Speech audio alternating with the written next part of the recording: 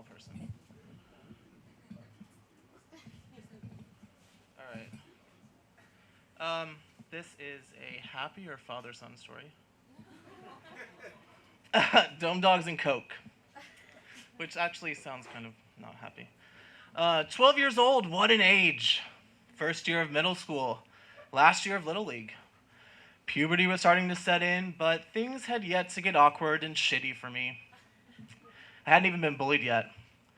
I was still a kid in the traditional definition of a word, a decent age to be. Baseball was king back then, and the Astros were the team. We're talking the Killer Bees in their prime. Every season was a heated competition to lead the division, usually with the Cincinnati Reds. We were still a few years out from actually breaking into the playoffs, but man, every game was awesome back then. My dad and I would go on game day and get general admission tickets to the pavilion level. The pavilion was my favorite place to sit in the Astrodome. It stretched from left center to right center field, and there was usually room to spread out. This one kooky old guy, who called himself Grandpa Batty Bob, would stand in front and pump up the crowd. Next to him was this guy dressed in a Civil War costume who manned a cannon that would go off every time there was a home run. He called himself General Admission. Get it? It was awesome. So my dad and I went on a weekday afternoon to catch the game. Around the second inning, he gave me a 20 and sent me to the concession stand to get us Cokes and Dome Dogs. This was the mid-90s, so $20 got you a lot of food. 2 Dome Dogs each for my dad and me, his with chili and mustard, and mine with mustard and ketchup, plus 2 large Cokes. The lady who sold me the dogs helped me pile it onto one of those tiny, disposable trays, and I headed back to the game. I was never the most agile or steady person. Sure, I could lift the whole tray of 2 32-ounce sodas and 4 Dome Dogs with fix-ins and napkins, but it shook with imbalance. Even 10 years later, when I had my first table waiting job, my boss forced me to do 3 laps around the entire restaurant with a tray full of drinks before and after shift because I was so bad at it. So, slowly but surely, down the concrete steps I walked, shaking the tray as I went, and trying my best to keep it together. It was about 20 rows down where we were sitting. Then I had to make it past these 2 big guys in business casual who were playing hooky from work, and then about 10 seats in to reach my dad. Even now, as I recall the story, I never once thought my dad fucked up in sending me to get the dogs. In hindsight, it maybe wasn't the best idea, but I probably wouldn't have fought him on it, and he didn't let me fought him on it.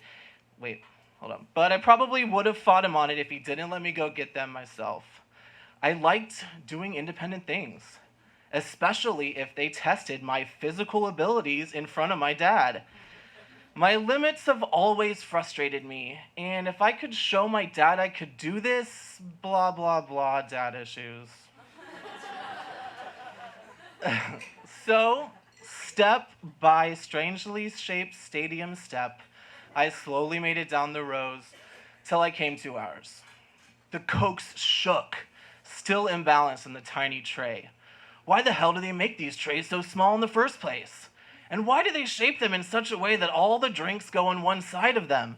Don't they see I'm a 12-year-old kid just trying to make it to my seats to eat some Dome Dogs and catch the game with my dad? There's childhood memories and bonding experiences to be done, for fuck's sake. But hey, I made it down 20 steps. Now, all I had to do was make a turn to the right and get to the aisle to my dad, and he could take this shaky burden off me and tell me how good a job I did. Of course, this story wouldn't be storytime worthy if everything went smoothly, so slowly I made my turn to head down the aisle, and everything began to shake.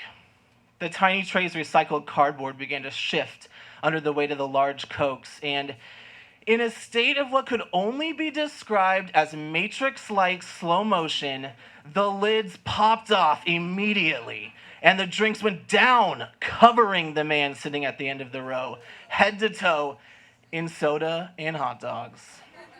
There was not a single inch on this man that was not soaked. His 90s era business casual with a long and fat geometric pattern tie and his pleated khaki slacks was thoroughly drenched and stuck to his flabby skin.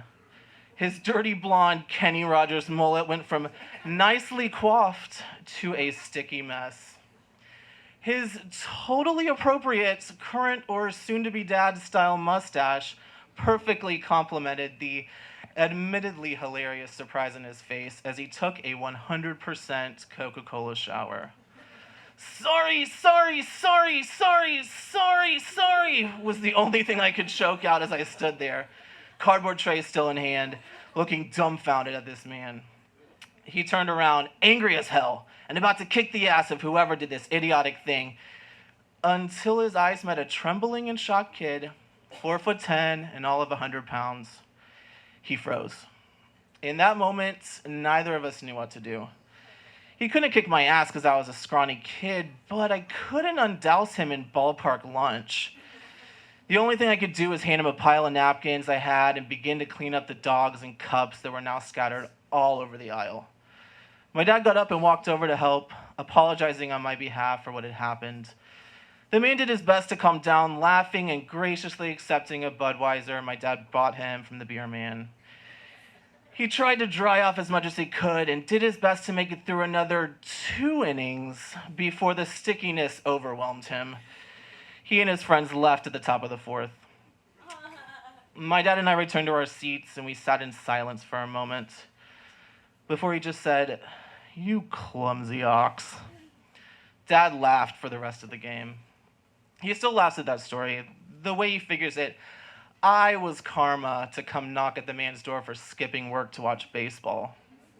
"I guarantee he's never done that again," he says with a smile, and I smile too.